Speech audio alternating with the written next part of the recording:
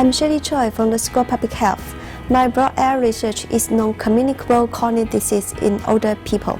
I have been working on two large ongoing cohort studies in southern China, namely the Hong Kong LD Health Service Cohort and the Guangzhou Biobank Cohort, to explore the role of important modifiable risk factors such as smoking, physical inactivity, unhealthy diet, and sleep problems on non-communicable chronic disease.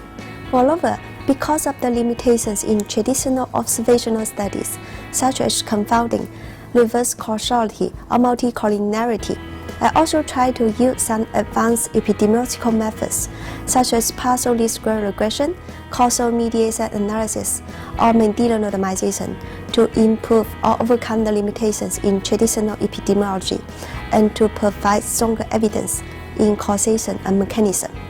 For example, we use genetic instruments as proxies for environmental factors in epidemiological studies, as genes are determined from conception and will not be affected by environmental factors after birth.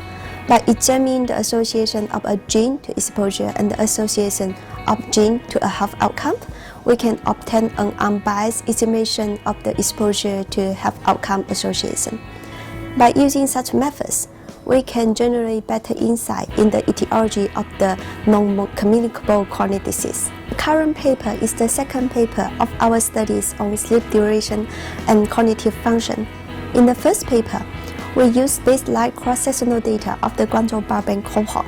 We found a U-shaped association between sleep duration and memory. That is, people with 7 to 8 hours of sleep duration had better memory than those with either shorter or longer sleep duration. In the current paper, we used data from following up those subjects for about 4 years, from 2008 to 2012. We carried out physical examination and face-to-face interview to assess the changes in lifestyle and memory in those subjects.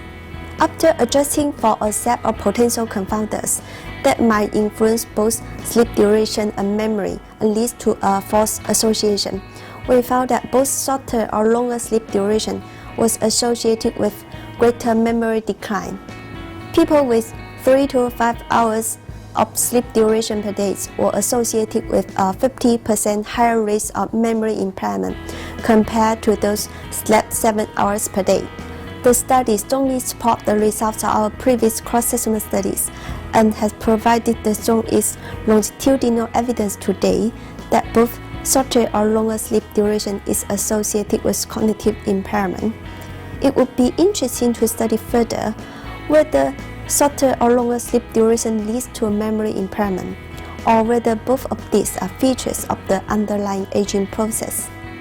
As humans sleep approximately a third of their lifetime, and cognitive impairment is a major contribution to morbidities in older people. Based on our results, it would be interesting to conduct further interventional studies to normalize sleep duration, probably by extending sleep hours in shorter sleepers.